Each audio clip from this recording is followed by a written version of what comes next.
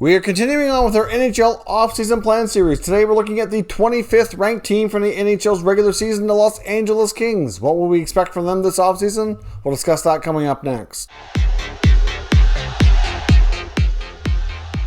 So welcome back to another video here at Top Shelf Hockey. As I mentioned, today we're continuing on with our NHL offseason plan series where we analyze the Los Angeles Kings. So we're first going to take a look at their regular season statistics, kind of take a look at how things went from a team perspective, or look at their salary cap situation, and then follow that up with all their expiring contracts. So we'll look at their RFAs, UFAs, see what players either need to be signed or replaced, and then we're going to take a look at what we call the 5 burning questions on the main topics that the team needs to address heading into the 2021 NHL offseason. So let's first kick things off here with the review of the 2021 NHL regular season stats for the Los Angeles Kings.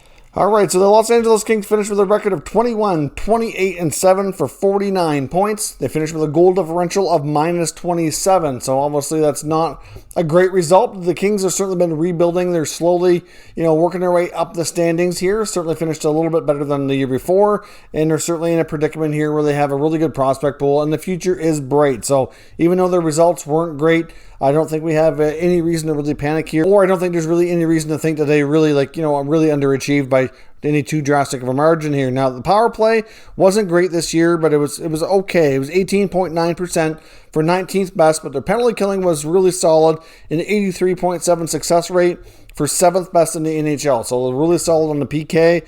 They have $20.4 million in cap space heading into the offseason. So that sounds pretty good, and it actually is, considering when we get to their contracts here in the next segment, you'll see there's really not a ton of players that need to be signed or replaced. So overall, I think they're in a pretty decent spot here with the cap. They also have a lot to look forward to in the 21 NHL Draft. They actually have 5 picks in the first 3 rounds, and they already have an extremely deep prospect pool. So to me, I'd be surprised if they keep all those picks. Wouldn't be surprised if they try to make some moves here at the draft or slightly before. Now let's jump over to their contract situation for the upcoming offseason and see who they have on expiring deals. Alright, so starting here with the restricted free agents. Now, of course, these guys are still under team control and have to be tendered qualifying offers. On the RFAs, we have Andreas Athanasiou. Of course, he's bounced around a little bit here recently. Hard to say what his future holds with LA. They also have Blake Lizotte, Trevor Moore, and Matt Luff. So these are all deals that really shouldn't be too complicated.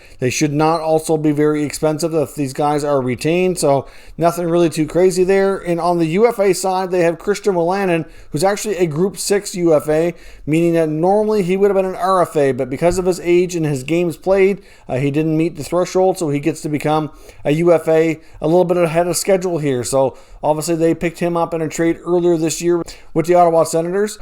We'll see if he remains in LA or if he ends up moving on. But as you can see, that $20 million cap space, they don't really need to use a whole lot of it here on some of these players. So they have some flexibility to make some other moves. And that's what we're going to jump into now in the next segment with the 5 burning questions. What are the main areas that this team really needs to focus on, and what moves should we expect to see from Rob Blake in the Kings? The first question I have, and it could be the biggest one of all, is will we see the Los Angeles Kings really swing for the fences here and make a really significant trade? Now, we saw rumblings from this before, saying that they were kind of a team who could be a front runner for some big names that are out there, like a Jack Eichel, for example. Now, we've also seen comments from some of their top players, including Drew Doughty, who was very outspoken at the end of the season, saying that, for the most part, they have a lot of things to look forward to, but he said this team needs more help, and they need to make some moves to get some more star quality power in this lineup to take them a step forward. And Rob Blake and his team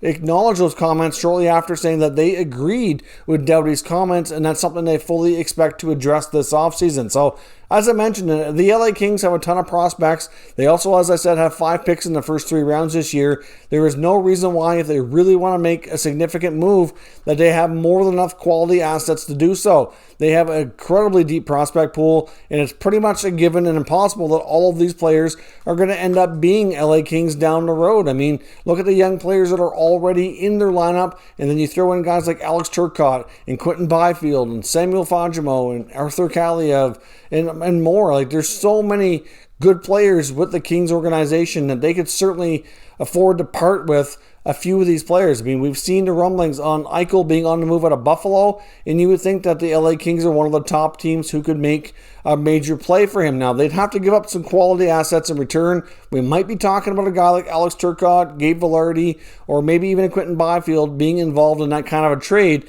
and I know that the Kings would be somewhat hesitant or reluctant to give up too many of their star young forwards, but if they want quality, they're going to have to give up quality. And if I'm Buffalo, I'm not making that deal unless I get one of those young star players coming back in return. But you also have a guy like Sam Reinhart in Buffalo who's rumored to want out.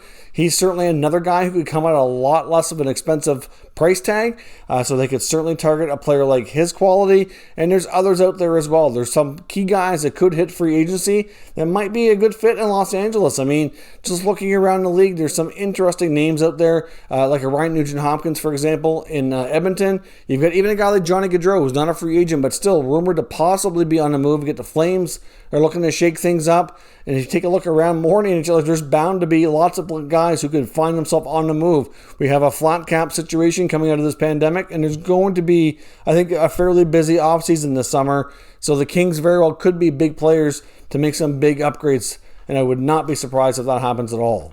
Next up, the next question I want to answer here is, do they move on from longtime goalie Jonathan Quick? Is it time to head in a new direction, maybe give Cal Peterson more of a starting role and try to rejig their goaltending? And I do think this is a strong possibility as well. I mean, Jonathan Quick's been a good soldier for them, been a good goalie for a long time. Don't think he's quite the goalie he used to be. But for example, I do think there's a real possibility if they do want to make a deal with Quick, that a team like Pittsburgh might be a likely destination. I mean, obviously, Ron Hextall worked for the Kings for a long time, very familiar. We know that the Penguins are not happy with how the goaltending situation went in the playoffs, so a guy like either Casey DeSmith or Tristan Jarry could be heading back in a goaltending type of swap. I mean, not to say it will be exactly that, a one-for-one or whatever, but I can see Hextall having interest in Quick. They might explore other areas too, because there will be other goaltenders that are kind of some interesting names on the free agent market this offseason as well. So they may not necessarily do that deal right away, but we saw them pry Jeff Carter out of LA, and Quick could very well be next. But if it's not Pittsburgh, I can see that being one of the few veteran guys that the Kings would consider moving on from this offseason based on what they've already done. And I think most of the other vets will remain with the Kings for the remainder of their contracts. Now, the next question I want to take a look at here is, who do they target in the 2021 NHL Draft? And to be completely honest, I wouldn't even be shocked if the Kings trade their first-round pick. Now, that's going to be dependent, too, on where they end up making the selection, like where the draft lottery takes them. If they get fortunate enough to get first overall, well, I don't see that being a case where they trade that. They will keep that pick. But anything other than a top one or two selections, I would be saying that there's a decent chance that the pick could be traded to get themselves a really quality player who can help the team right away. This 2021 NHL Draft does have some good talent near the top of it, but it's not as deep of a draft as we've seen in some other years in drafts that are coming up in the next couple of years. So I would not be shocked at all if, based on their prospect pool being so deep, that they consider making that kind of trade. Otherwise, if they do end up keeping the pick, if there's not deals out there that really address a particular need they're looking for, I would say they just take the best player available. I do not see them drafting by position because they don't really need anything specific. They have a pretty deep pool all around. There's a lot of good D, though, near the top of that draft. So if they end up picking, top 5 or 6, which is pretty likely, I can see them likely taking a defenseman, but I don't think they're really targeting anything specific based on the deep pool they already have in place. The next question, too, is how much of an impact are they going to be hoping to get from their youngsters going into next year? Will they make room for guys like Turcotte and Byfield to have full-time spots next year? What's the future of Gabe Vilardi with this franchise?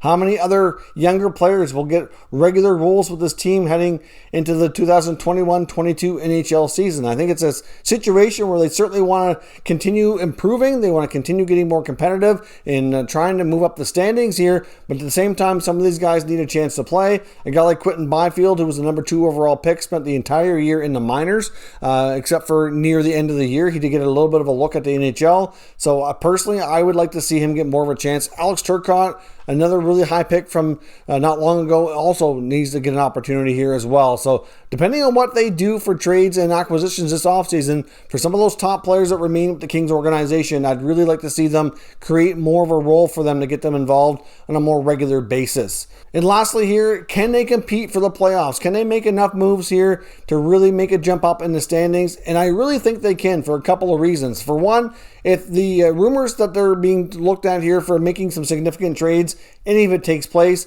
they're going to be a better team right off the bat. You expect their young players to take some steps as well, so you have some improvement in that regard. And then you get the likely resetting here of the divisions going back to the way they were. That Western Division was not the strongest by any means. They're going to have a lot of teams they're going to be playing a lot against that they should be able to win more often than not. So the other California teams in San Jose and Anaheim, they would be the strongest of the bunch. They should be able to win a lot of games against them. They should be able to win a lot of games against a team like the Arizona Coyotes.